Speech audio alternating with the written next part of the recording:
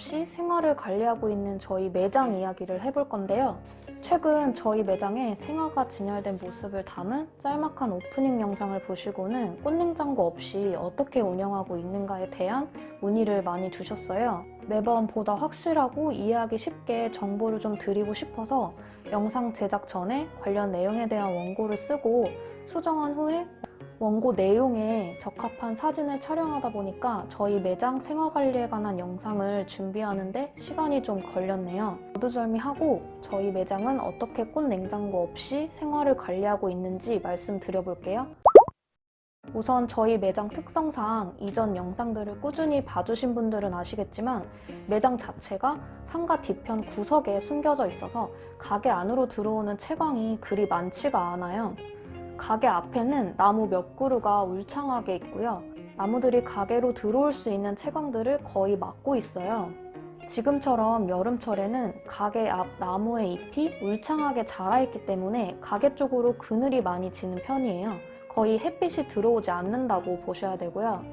겨울철에 잎이 다 떨어지면서 앙상한 가지만 남으면 아주 간혹 짧은 시간 동안 채광이 들어오긴 하는데 생화 진열 때까지 채광이 미치지 않기 때문에 생화가 직사광선에 노출되는 일 또한 없어요. 이게 제가 생화 진열대를 여기 둔 이유고요.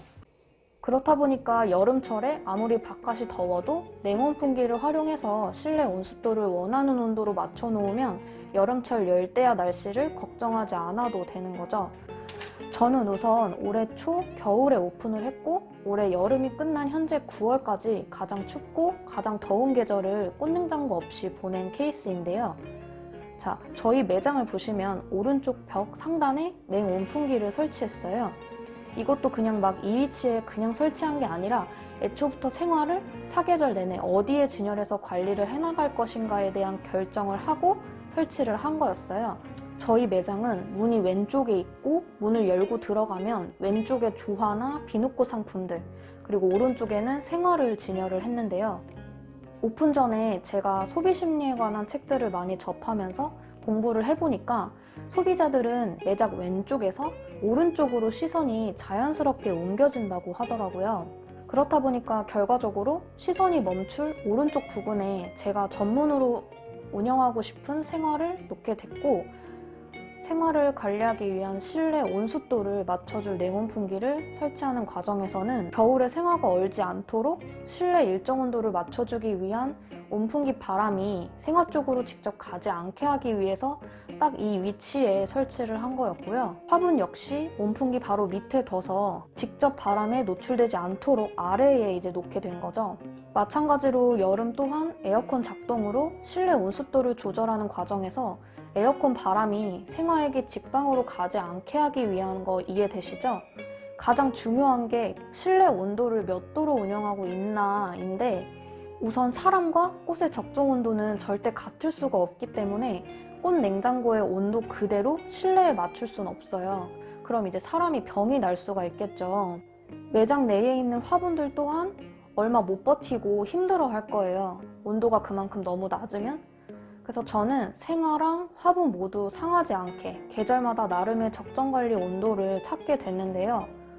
이건 일단 정답이 아니라 제가 저희 매장에서 이렇게 운영을 해보니 생화나 식물 화분 보관지에 큰 문제가 없더라 정도니까 꼭 참고용으로만 봐주셨으면 좋겠어요. 우선 생화마다 적절한 보관 온도가 있겠지만 일반적인 꽃 냉장고는 6도에서 15도 사이에 맞추어 놓는 경우가 대부분이라고 해요. 제가 좀 중요하게 생각했던 점이 꽃냉장고에서 꽃이 막 나왔을 때 사람 손에 체온에서 제작이 되고 이렇게 한번 온도가 바뀌고 고객이 상품을 받아들고 실외로 나갔을 때부터 선물 받는 분께 전달되기까지 처음 상태 그대로 유지가 잘 되느냐 문제였는데 간혹 여름에 생화가 꽃냉장고에서 시원하게 있다가 정말 더운 35도 되는 날씨에 잠시만 노출이 돼도 꽃 상태가 급격히 안 좋아질 수 있다는 경우를 정말 많이 봤고 더군다나 픽업 후에 바로 선물하는 경우도 있지만 픽업 이후에 몇 시간 더 갖고 계시다가 선물하시는 경우도 적지 않거든요.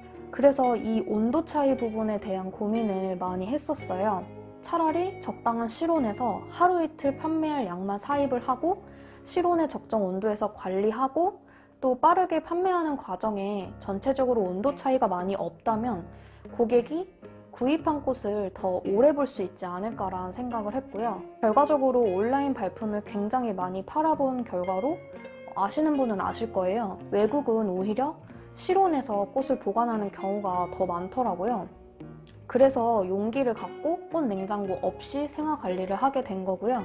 원래 꽃집 창업 관련 서적 같은 데서 알려주는 생화 관리 온도는 외부 온도랑 꽃 보관 온도 차이를 10도 차이 정도로 맞추면 좋다고 해서 대부분 냉장고 온도 맞추실 때 여름에는 15도, 겨울에는 약 7도 정도로 맞추신다고 해요. 냉장고 사양에 따라 차이가 있을 거지만요. 아무튼 저는 여름엔 실내 온도 17도에서 19도로 맞춰서 바깥 온도가 아무리 30도가 훌쩍 넘어도 약 11도에서 13도가량 차이 날 정도로만 관리를 했고, 겨울에는 바깥 온도가 영하로 떨어지다 보니까 생화가 상하지 않을 정도의 선선한 실내 온도를 맞추려고 했었고, 그래서 온풍기를 틀었을 때 실내 온도 15도에서 한 20도를 넘지 않도록 철저히 맞춰서 운영을 했어요.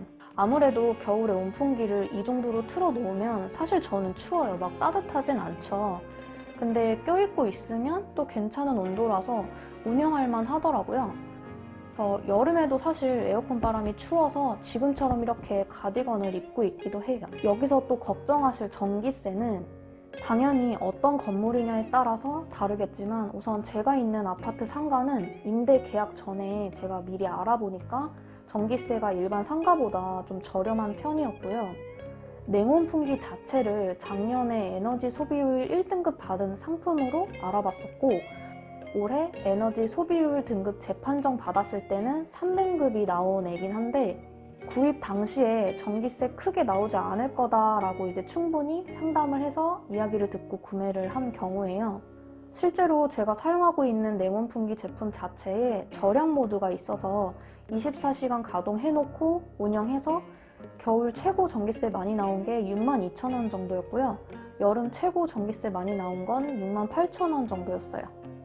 큰 부담이 될 정도는 아니어서 운영하는 데는 뭐 크게 문제는 없었고, 이제 중요한 건 실내 온습도를 맞춰주는 것뿐만 아니라 컨디셔닝, 꽃의 줄기가 최대한 상하지 않게 꽃 종류별로 각각의 방법에 따라서 꼼꼼히 컨디셔닝하는 편이고, 열탕 처리해야 될 꽃들도 신경 써서 다 열탕 처리해주고 신문지로 감싸 올려줘서 줄기가 꼿꼿하게 유지될 수 있도록 그렇게 관리를 하는 편이고요.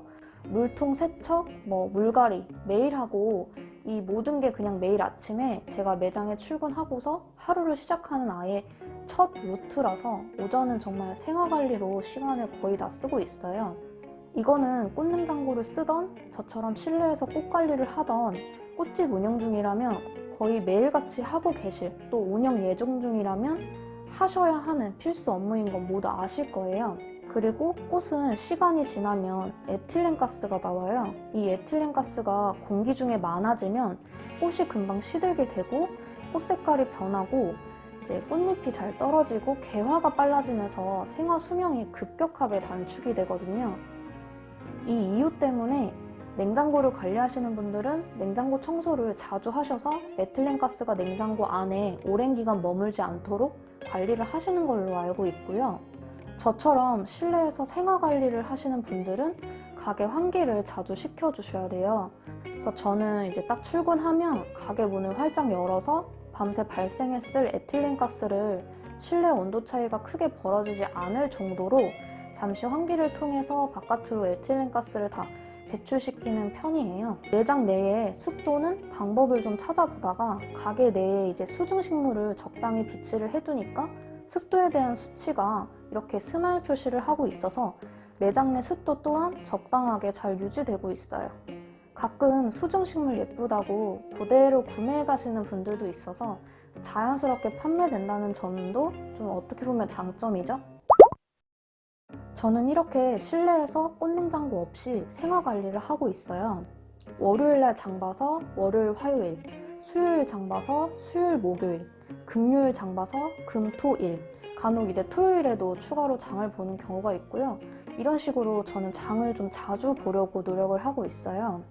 이렇게 관리하니까 겨울에는 매장이 좀 추울 수 있다는 단점 말고 우선 꽃의 사입과 판매에 대한 회전이 빠르고 급격한 온도 차이가 없다 보니까 고객분들이 꽃 진짜 오래 가더라 이런 칭찬도 많이 해주시고, 매장에 딱 들어서자마자 생화 냄새가 이제 진동을 하니까 고객분들께서 정말 좋아하세요.